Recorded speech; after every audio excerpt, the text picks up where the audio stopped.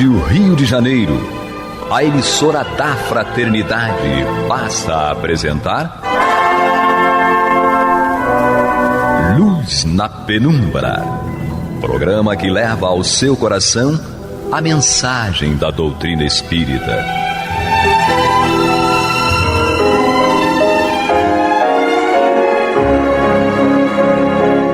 E agora com vocês, Aloísio Guigino e Eduardo Araújo, para o estudo da obra O que é o Espiritismo, de Allan Kardec. Nosso abraço, amigos ouvintes da Rádio Rio de Janeiro, emissora da Fraternidade. Estamos aqui mais uma vez, reunidos, eu, Aloísio, com... Eu, Eduardo Araújo. E com... Ela. Maria de Fátima Miranda. Maria de Fátima Miranda, nossa convidada. Sempre especial. Sempre especial. Jesus nos conduz. E hoje, conforme nós fazemos todo ano, nós vamos dedicar este programa para falarmos sobre Jesus. Falarmos sobre a comemoração do seu nascimento. Falarmos sobre o Natal.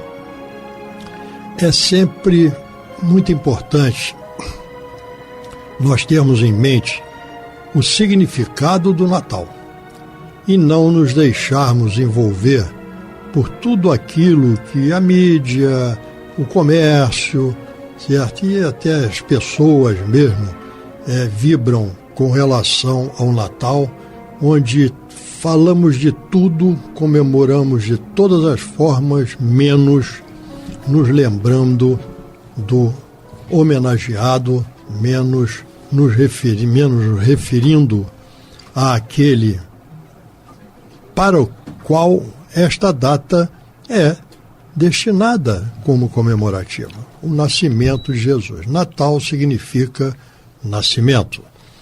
E Natal é um Natal de Jesus. Então nós temos, dentro da nossa tradição, comemorações muito grandes, certo? Com relação ao nascimento de Jesus, que através dos tempos foi totalmente desvirtuada. O Natal tem a sua origem, dizem aí os estudiosos, até muitos séculos antes de Cristo, com uma comemoração pagã, certo? Que estava voltada ao solstício de inverno. O que é isso?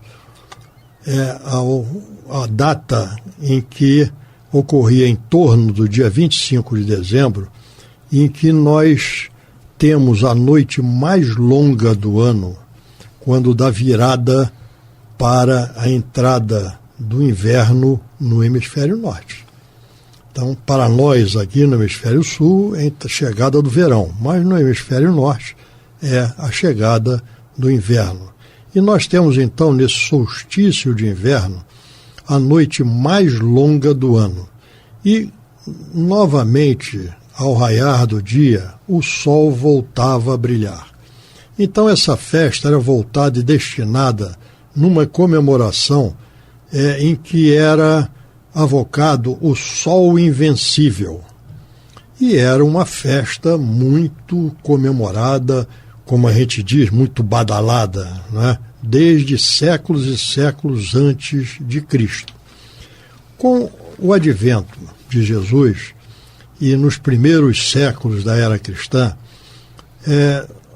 a Igreja resolveu determinar uma data, certo, para a comemoração do nascimento de Jesus como data magna do cristianismo, o nascimento de Jesus. Então, estabeleceu a data de 25 de dezembro, se opondo de alguma forma a essas comemorações pagãs com uma comemoração cristã. Então foi somente no século IV que foi estabelecido como data oficial da comemoração do nascimento de Jesus, o 25 de dezembro, foi somente no século IV. E, a partir daí, todos os anos nós reverenciamos, ou devemos reverenciar, a Jesus, que veio até nós como uma data da sua chegada entre nós, a data de 25 de dezembro. Então não é algo que seja tido por nós como a verdadeira data do nascimento de Jesus. Nós não sabemos. Mas todos os indícios que os estudiosos estabelecem, como o inverno ou verão no hemisfério norte, a odisseia de José e Maria para fazerem o censo, né, que foi determinado por Roma, não ia ocorrer no inverno. Certo? Então, a data mais provável seria no meio do ano, aí pelo meio de maio, junho, julho, por aí. Mas não se tem a ideia exata, nem o registro desta data com exatidão. Então foi estabelecido, e o importante é que nós tenhamos uma referência. E essa referência para nós, da chegada até nós de Jesus, foi estabelecido como o dia 25 de dezembro há muitos séculos. Mas, com o passar do tempo, nós mudamos essa forma de comemorar. Passamos de uma orgia pagã para uma festa cristã, que hoje em dia também se transformou de alguma forma em uma festa que foi descaracterizada. Porque quando nós reverenciamos um aniversariante, a figura principal é o aniversariante. E hoje em dia nós vemos, inclusive, quando nós saímos pelas ruas, e nós nessa ocasião em que nós estamos, a cidade já está toda enfeitada, são guirlandas, são luzes, é o Papai Noel, certo? São as preparações, certo, da ceia de Natal, são os pinheiros enfeitados, uma série de aspectos que nós adotamos com o correr do tempo e que passam a ter, talvez até, vou arriscar, para a maioria, como significado, os presentes, como significado do Natal. Quando, na realidade, o verdadeiro significado do Natal é a chegada de Jesus até nós. Diga-me, acrescentem, enriqueçam. Você comentava aí, né, sobre essa questão do Natal como uma data simbólica, né? Não uma data que provavelmente não foi esta data, 25 de dezembro, do nascimento do Cristo. Mas o próprio Jesus, né, segundo a espiritualidade, e aí nós vamos tentar entender o porquê disso, né? Existe todo esse simbolismo na data do 25 de dezembro, e é evidente que as pessoas se preparam para essa data, e muitas delas de uma forma correta. É um momento onde, mesmo com essa questão comercial, com essa questão do Papai Noel, essa coisa toda criada, são muitas as pessoas que lembram de Jesus nessa data.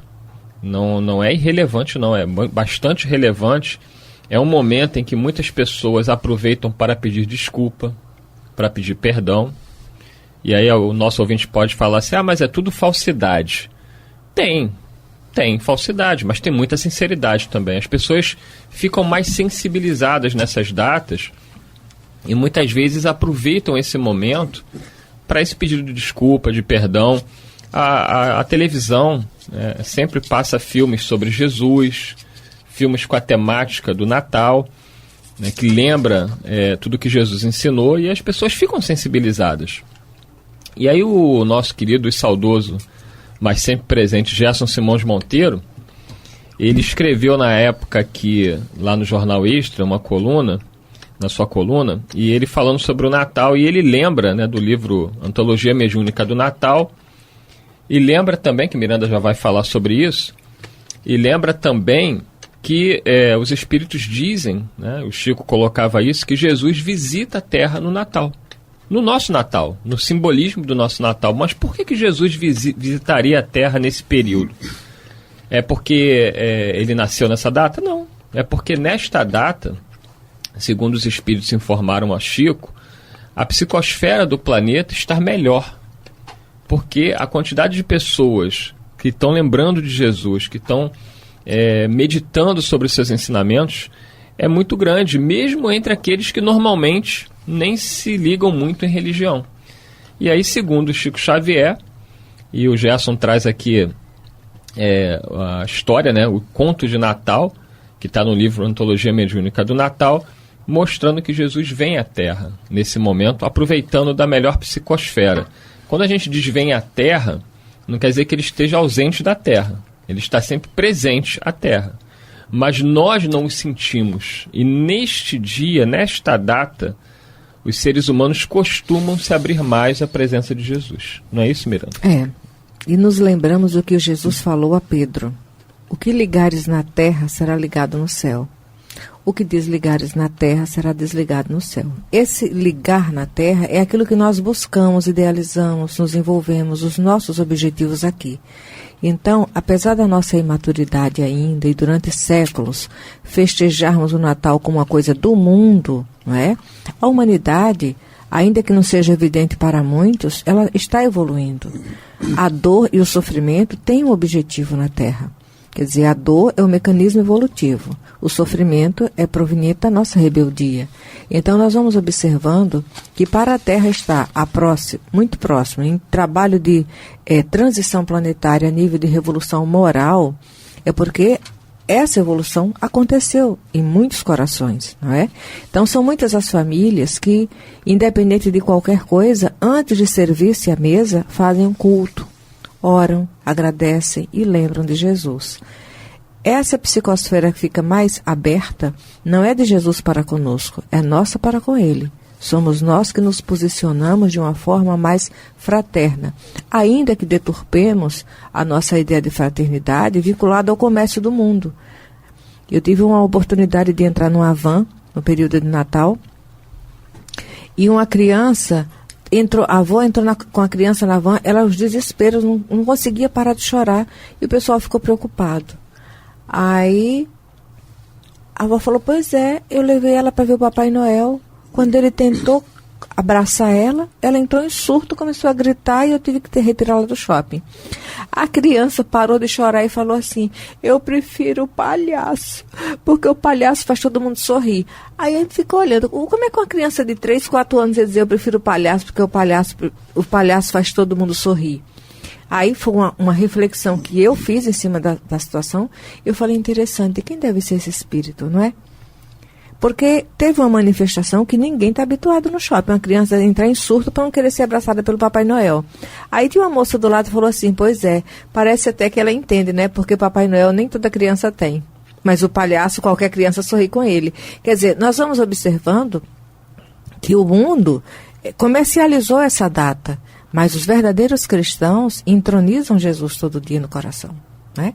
E se partirmos do propósito que Natal deve ser todo dia, tem até uma musiquinha que fala assim, que toda mãe seja Maria e que o Natal seja todos os dias, Jesus nos visita. Sempre que nós falamos do Evangelho, nós sempre lembramos, olha, cada um de nós individualmente recebe diariamente a visita de Jesus, porque Ele é misericordioso, Ele conhece nosso infortúnio, né?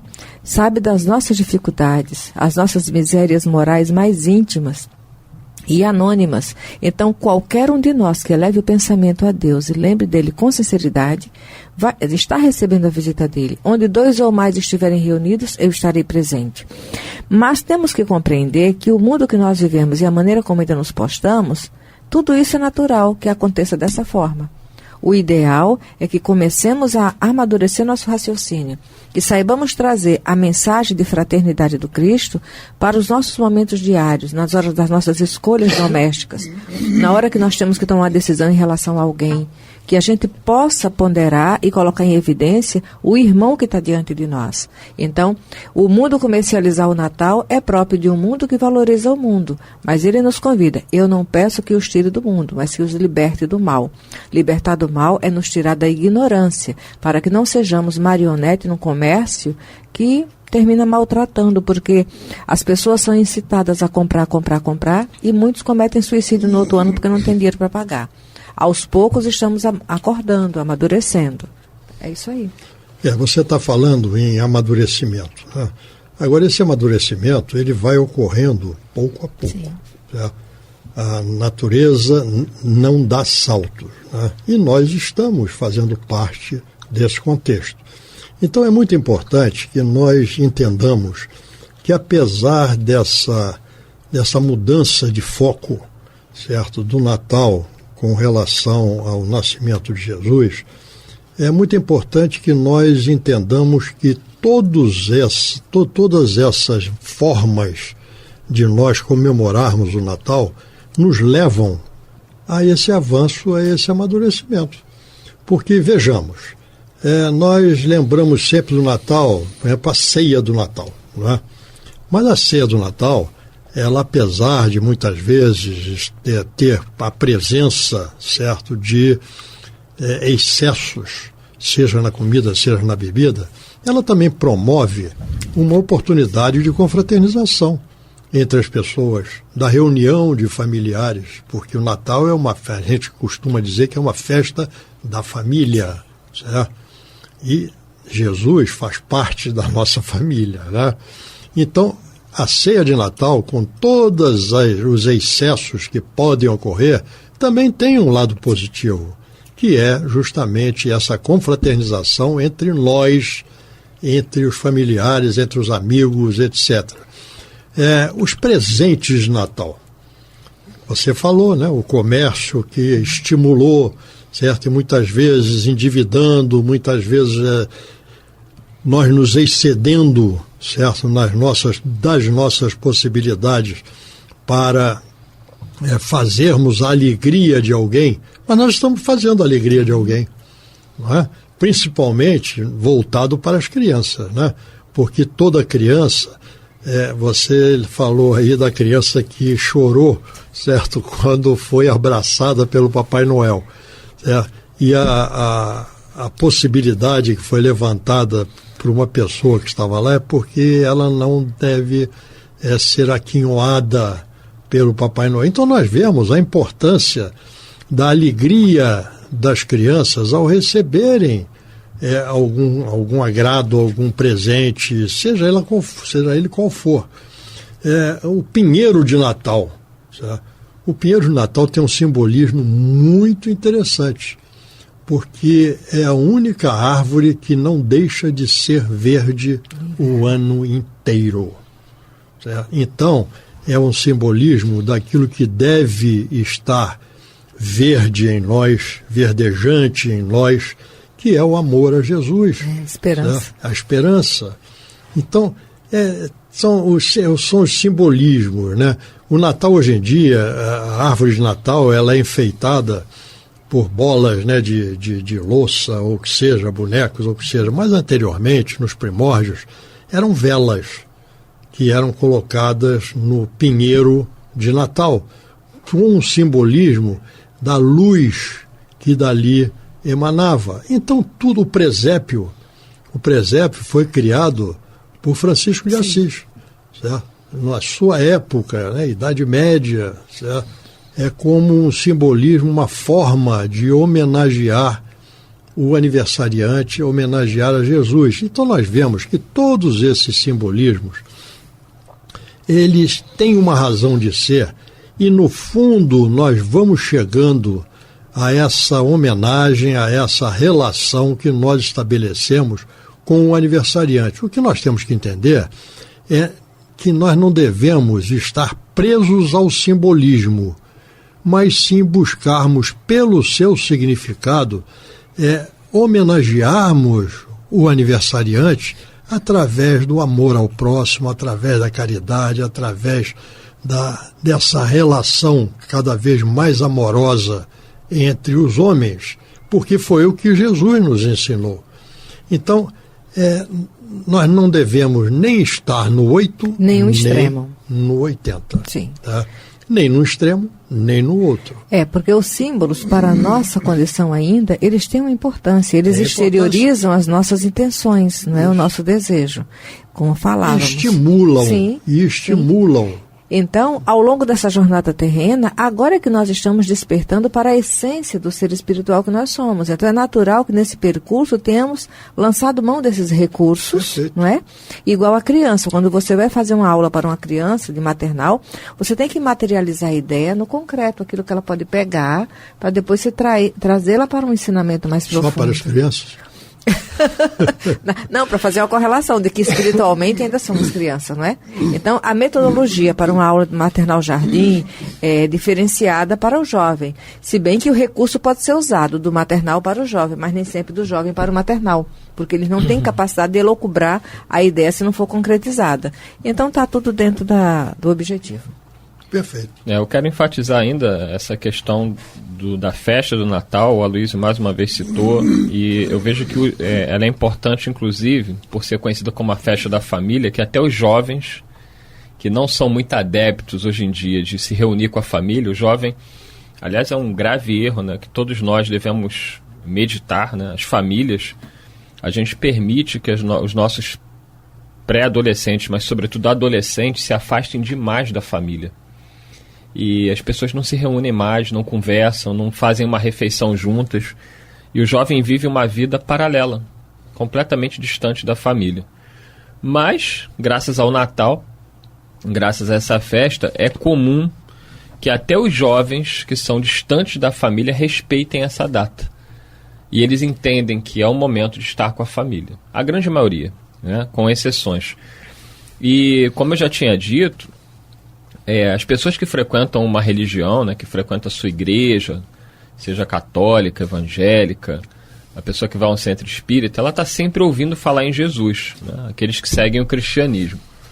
Mas existe um percentual importante de pessoas que ao longo de todo o ano eles não se preocupam com essa ideia de Jesus, e muitos que são mesmo ateus que sequer acreditam na existência de Jesus.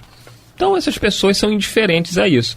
Mas nem essas pessoas, nem os ateus, quando chega o momento do Natal, eles deixam de ser influenciados, porque não há como, as famílias todas estão falando sobre isso, e eles de alguma forma, eles entram em contato com essa mensagem de um homem que eles não acreditam que existiu, mas que de alguma forma os toca, porque é um homem que fala no amor, que fala no perdão.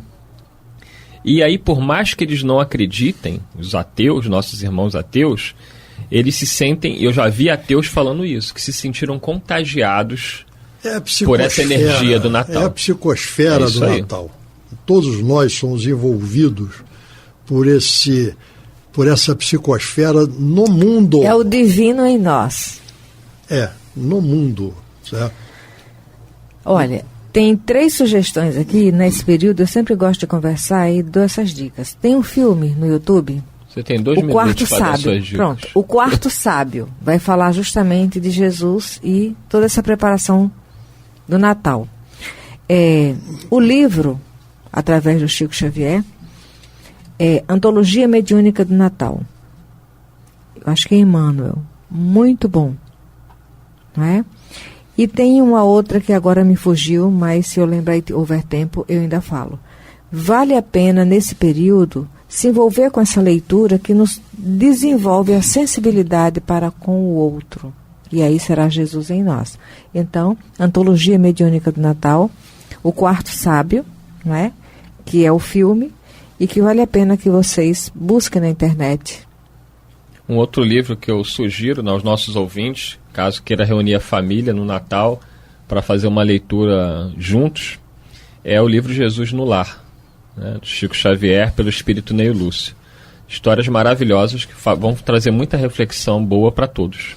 Então, meus amigos, nesse dia em que nós estamos aqui conversando a respeito do Natal, do aniversário de Jesus, simbolicamente, mas que para nós tem esse significado, eu gostaria de fazer um convite a todos nós que estamos aqui, certo? Desta data. Então vamos, nesta data, comemorar de alguma forma, reunindo os amigos, os queridos, os parentes, a família, mas vamos de mãos dadas agradecer a vinda do Mestre até nós. Vamos agradecer tudo o que ele trouxe para nós como orientação, lembrando que ele mesmo afirma: eu sou o caminho, a verdade e a vida. Ninguém vai ao Pai se não for por mim. E é com esse pensamento que nós vamos comemorar o nosso Natal, vamos comemorar o aniversário de Jesus com muita alegria, mas com muita gratidão por tudo aquilo que nós recebemos. Muita paz a todos. Feliz Natal. Muita paz. Feliz Natal. Você está ouvindo pela Rádio Rio de Janeiro o programa Luz na Penumbra.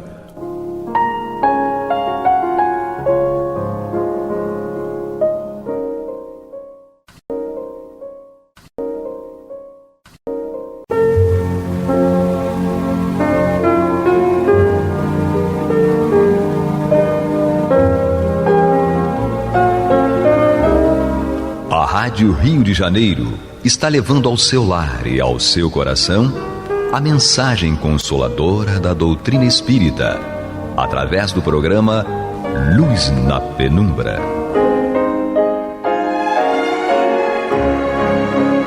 E agora com vocês, Bill Fabiano e Renato Souza, para comentar os textos da Revista Espírita de Allan Kardec no período de 1859 a 1869.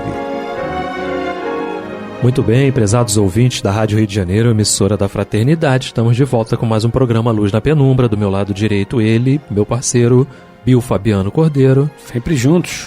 Ótimo. E o Francisco de Assis ainda aqui conosco, né? Que bom estar participando daqui do programa, não é isso? Sem dúvida. Sem dúvida, né? Seja bem-vindo, Francisco, também. Uma ótima noite a todos e que Jesus nos conduza. Ótimo, é isso aí. Então estamos na Revista Espírita, abril de 1859, né? Vamos dando continuidade a uma leitura extensa que Allan Kardec trouxe pra gente sobre o quadro da vida espírita, ok? Duas coisinhas pra gente lembrar aqui rapidamente. Telefone do Clube da Fraternidade é o 3386-021 na frente, 21, né? 3386-1422 para você se associar ao Clube da Fraternidade, manter essa emissora aí de pé, né? Levando essa palavra de otimismo, essa palavra de conforto a todos. Ou acessa lá no site também, a aba Clube da Fraternidade, Rádio Rio de Janeiro.digital. Outra coisa importante que a gente precisa falar, né, é que mais uma vez, Bill Fabiano, estamos nós aqui às vésperas do Natal.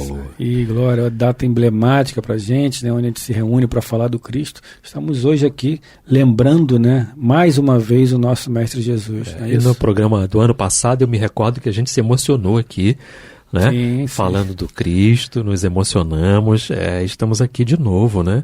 Desde já desejando a todos aí um Natal de muita paz, de muita serenidade, de muita compreensão e que todos nós possamos vestir a túnica, né, do Cristo, a túnica dos ensinamentos dele, do Evangelho, sim, é isso? Sim. Para que possamos seguir em frente na nossa jornada, perseverando sempre e continuando firmes sempre na luz que ele irradia, né, na nossa caminhada. Ele é a luz, não é isso, Francisco? É a luz que vem trazer de volta a nossa visão, né, do caminho, do melhor caminho a seguir. É isso? Exatamente, Renato. E como os espíritos dizem, modelo perfeito para o qual todos nós devemos seguir, né? Exatamente. Ele não só disse, mas também exemplificou como deveria ser aqueles que deveriam seguir e reconhecidos por muitos se amarem. Perfeito. É isso aí. No final do programa a gente, né? Sim. Fala mais um pouquinho. Vamos dar continuidade à nossa leitura. Como eu falei, a leitura ela é extensa, né? Nesse início aqui do mês de abril, temos muita coisa para trazer que Allan Kardec trouxe para a gente a respeito do quadro da vida espírita, tá? Continua Allan Kardec, então, dizendo assim, e a gente no programa passado viemos falando das situações do despertar no mundo espírita, sim, não é? Allan Kardec também trata disso no Livro dos Espíritos, lá tem um capítulo pertinente lá da vida espírita, para para a gente poder também continuar os esclarecimentos. Mas ele vem dizendo o seguinte: o estado do espírito como espírito varia extraordinariamente em razão do grau de sua elevação e de pureza. À medida que se eleva e se depura, suas percepções e suas sensações são menos grosseiras. Adquirem mais finura, sutileza, delicadeza, né? Ele vê, sente e compreende coisas que não podia nem ver, nem sentir e nem compreender em uma condição inferior. Ora, sendo cada existência corpórea para ele uma oportunidade de progresso, o conduz para um meio novo, porque se progrediu entre espíritos de uma outra ordem, dos quais todos os pensamentos e todos os hábitos são diferentes. Acrescentemos a isso que essa depuração lhe permite penetrar, sempre como espírito, em mundos inacessíveis aos espíritos inferiores, como entre nós os salões da sociedade são interditados às pessoas mal educadas. Quanto menos está esclarecido, mais o horizonte lhe é limitado. À medida que se eleva e se depura, esses horizontes crescem, e com ele o círculo de suas ideias e de sua percepção, né? E das suas percepções. A comparação seguinte pode nos fazer o compreender. Suponhamos um camponês rude e ignorante, vindo a Paris pela primeira vez. Conhecerá e compreenderá ele Paris do mundo elegante e do mundo sábio? Não, porque ele não frequentará senão pessoas de sua classe e os bairros que elas habitam.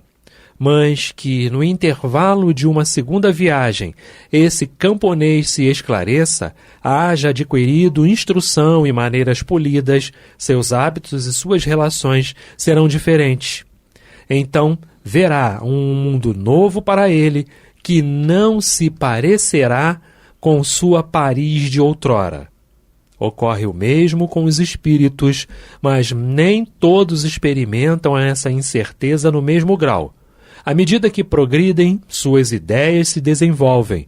A memória é mais rápida. Está previamente familiarizados com a sua nova situação, seu retorno entre outros espíritos. Nada mais tem que os espante.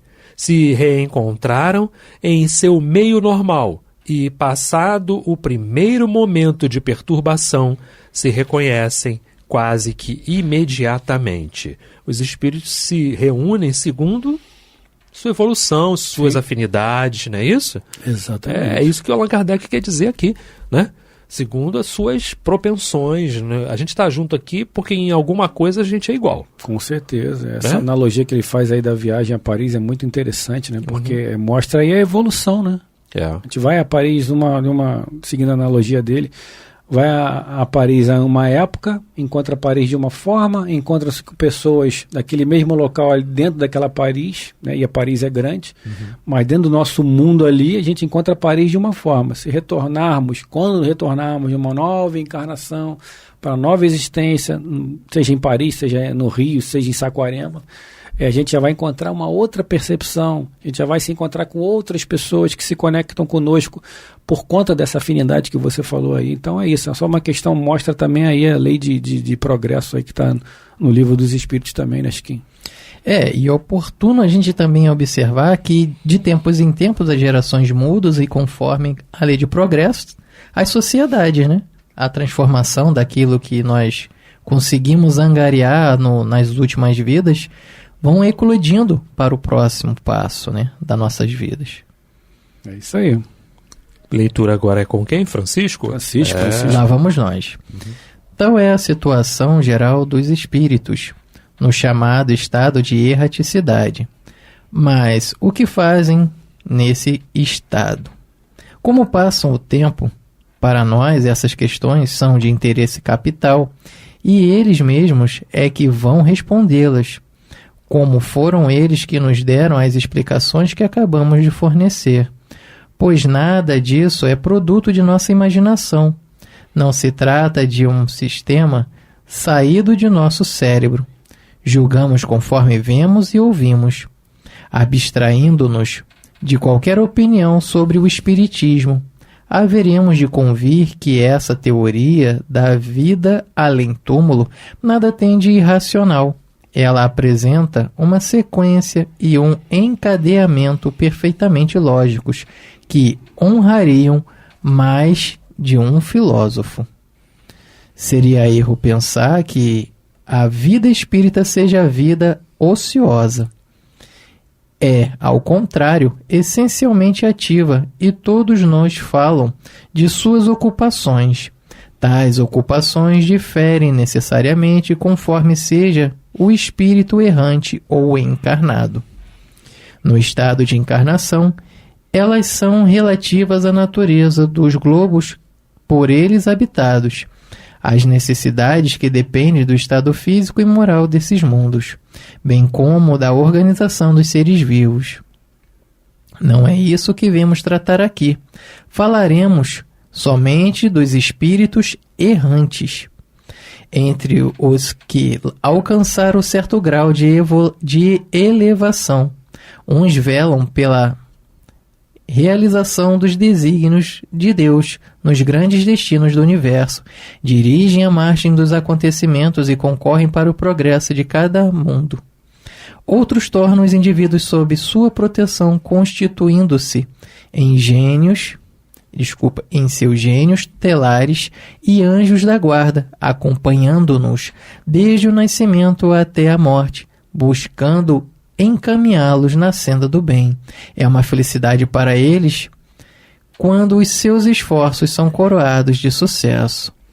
Alguns encarnam em mundos inferiores para neles realizarem missões de progresso. Por seus trabalhos, exemplos, conselhos e ensinamentos, procuram fazer que uns progridam nas ciências ou nas artes, outros na moral. Submetem-se, então, voluntariamente às vicissitudes de uma vida corporal, muitas vezes penosas, como vistas a fazer o bem, e o bem que fazem lhes é levado em conta. Outros, finalmente, não têm atribuições especiais, vão a toda parte, onde a sua presença pode ser útil, dão conselhos, inspiram boas ideias, sustentam a coragem dos que vacilam, fortificam os fracos e castigam os presunçosos. É isso aí. É você agora? Sou eu, mas vamos... É isso aí, vamos lá. Antes da gente continuar a leitura, precisamos dizer que estamos no programa Luz na Penumbra, não é isso? Revista Espírita, ano ímpar. Estamos aqui em abril de 1859. Quadro da Vida Espírita. O Bill Fabiano vai continuar a leitura. A gente só vai dizer uma coisinha aqui importante, que é esse auxílio que os espíritos recebem, né?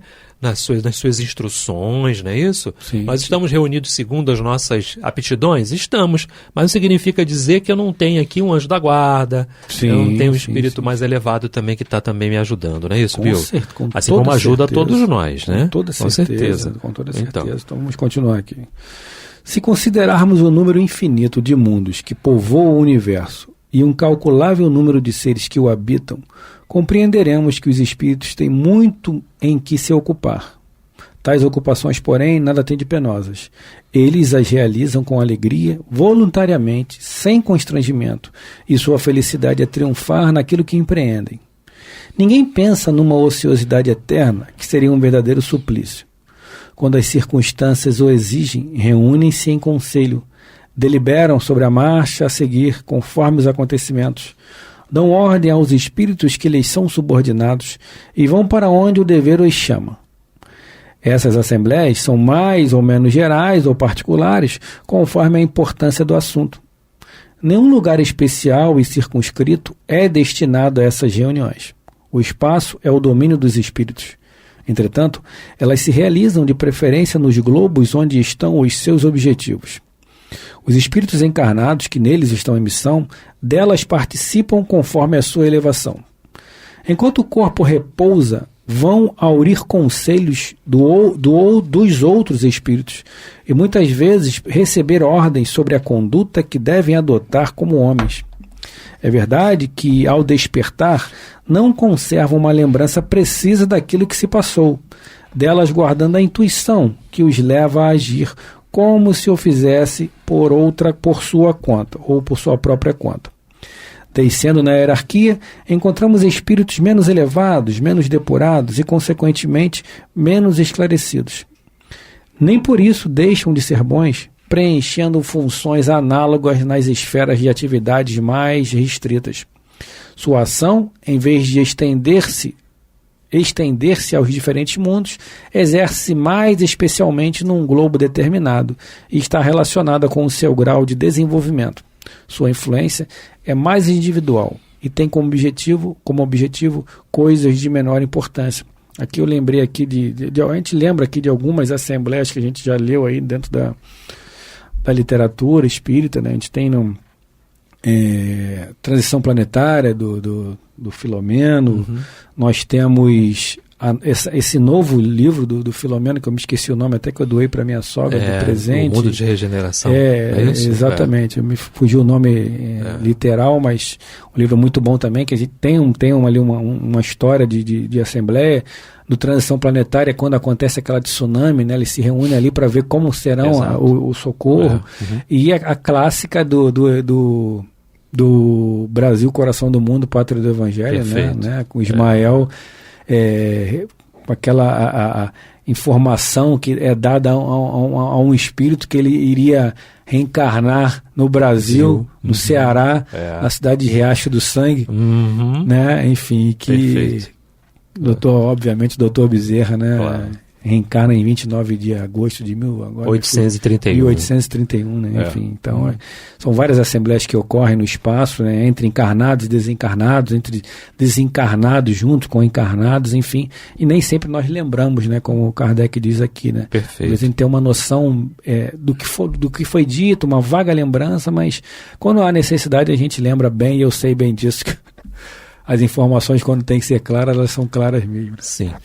Continua então Allan Kardec, né, dizendo assim: em seguida vem a multidão de espíritos mais ou menos bons ou maus, que pululam ao nosso redor, se elevam um pouco acima da humanidade, da qual representam todas as nuances e são como o reflexo, porque têm todos os vícios e todas as virtudes, num grande número. Se encontram os gostos, né, as ideias e as tendências que tinham quando em vida. Suas faculdades são limitadas, seu julgamento falível, como o dos homens, frequentemente errado e imbuído de preconceitos. Em outros sentidos, né, a moral é mais desenvolvido, sem terem nem grande superioridade, nem grande profundidade, julgam mais sadiamente e com frequência condenam o que fizeram, disseram ou pensaram durante a vida. De resto, há isto de notável, que mesmo entre os espíritos mais comuns, a maioria tem sentimentos puros como espíritos do que como homens. A vida espírita os esclarece quanto aos seus defeitos e, com bem poucas exceções, se arrependem amargamente e lamentam o mal que fizeram, porque o sofrem mais ou menos cruelmente. Algumas vezes os vemos como não sendo melhores, mas jamais sendo piores do que eram quando vivos. O endurecimento absoluto é muito raro e não é senão temporário, porque cedo ou tarde acabam por sofrer em sua posição, e se pode dizer que todos aspiram se aperfeiçoarem, porque todos compreendem que é o único meio de desaírem de sua inferioridade, né? Se instruírem, se esclarecerem, e aí está a grande preocupação, e ficam felizes quando lhe podem juntar algumas pequenas missões de confiança que os revelam aos seus próprios olhos. Tem também suas assembleias, mais ou menos sérias, segundo seus pensamentos. Falam conosco, veem e observam o que se passa, se mistura às nossas reuniões, aos nossos jogos, às nossas festas, aos nossos espetáculos, como aos nossos negócios sérios. escutam nossas conversas. Os mais levianos, para se divertirem e frequentemente rirem das nossas custas, e, se podem, agirem com malícia. Os outros, para se instruírem, observam os homens, seu caráter, e fazem o que chamam de estudos dos costumes, tendo em vista se fixarem sobre a escolha de sua existência futura. Aí a gente se lembra de Paulo, né? Nós estamos cercados de uma nuvem de espíritos. Sim. Quais os espíritos, Renato? Nossa, das mais diversas categorias, não é? Segundo os nossos pensamentos, segundo os nossos atos, segundo as nossas encarnações passadas, não é? Porque nem todos as quais a gente tem ligação reencarnaram conosco. Exato, não é, Bill? Exato. Às vezes tem um espírito lá que ainda não conseguiu essa, né? Conseguiu a vaga ainda. Essa vaga, essa oportunidade. Então ele continua de alguma forma tentando te influenciar, tentando te prejudicar, tentando, enfim, assim como tem os que ajudam, infelizmente tem aqueles que precisam de esclarecimento, né? Sem dúvida, sem dúvida. É aqueles, às vezes, que pensam que estão ajudando, na verdade não estão ajudando, estão ajudando a nos afundar, né? Sim, enfim, que acontece normalmente no processo obsessivo. Nem todo processo obsessivo é trazido pelo ódio, né? Muitas vezes é trazido pelo amor, entre aspas, no que eu vou falar. Pensa que ama, mas em verdade não ama, porque quem ama não prende, né? Não segura, vicia, né? não segura. Exato. Né? Então há todo esse processo, né, Chiquinho? É exatamente isso, né? Nós vemos aquele caso da obsessão simples, onde o desencarnado se coloca porque vibra, né? Em consonância, em afinidade junto a nós.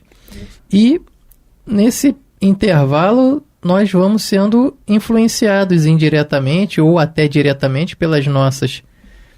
os nossos hábitos, as nossas condições, e nos perdemos dos ideais crísticos, né, se assim podemos dizer, porque vamos nos afastando cada vez mais dos evangelhos, né? Exatamente.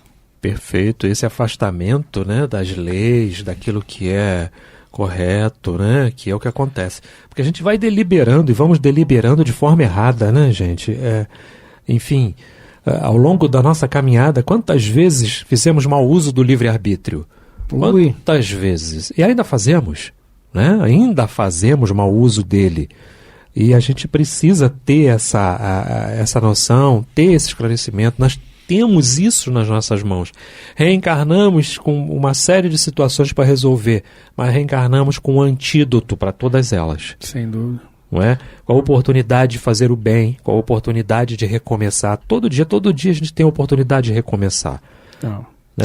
Talvez é o que nos difere nesta existência é que nós, como você falou aí, fazemos o mau uso do livre-arbítrio. Hoje a gente sabe que fizemos mau uso do livre-arbítrio.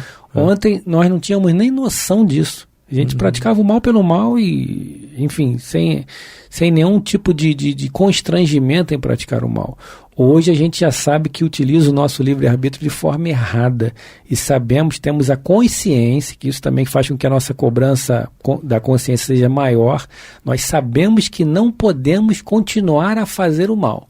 Porque, como diz Maria de Fátima Miranda, o erro é o nosso maior amigo. O erro nos tira das trevas da ignorância. Certo. Mas na medida em que perpetuamos esse erro aí, que é o problema. Perfeito, né, Chiquinho?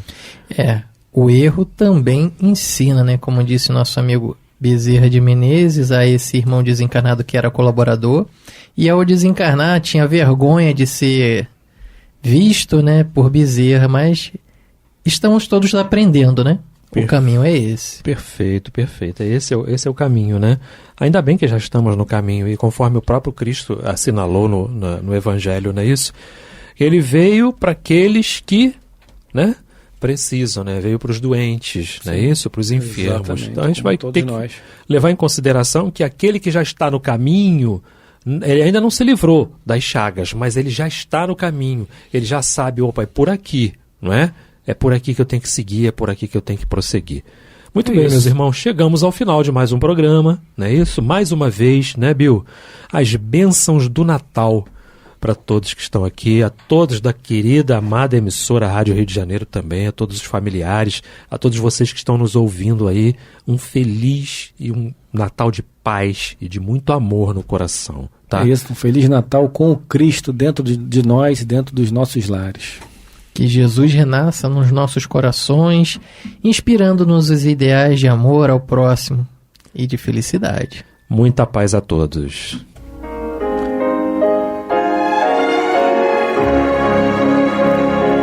E vamos ouvir agora a prece de encerramento de nosso programa, na voz de Geraldo de Aquino. Jesus, dá-nos coragem para a luta, piedade para os insultos e misericórdia para as injustiças e ingratidões. Limpa nossa alma de inveja e ambições mesquinhas, de ódio e de vingança o nosso caminho. E que dentro em pouco, ao recolher-nos de novo ao calor do nosso leito, para que o sono nos dê a paz e o esquecimento das tristezas humanas, possamos sentir, Senhor, no mais íntimo de nosso ser, a doçura indefinível do Teu amor e a grandeza incomparável da Tua divina presença. Que assim seja.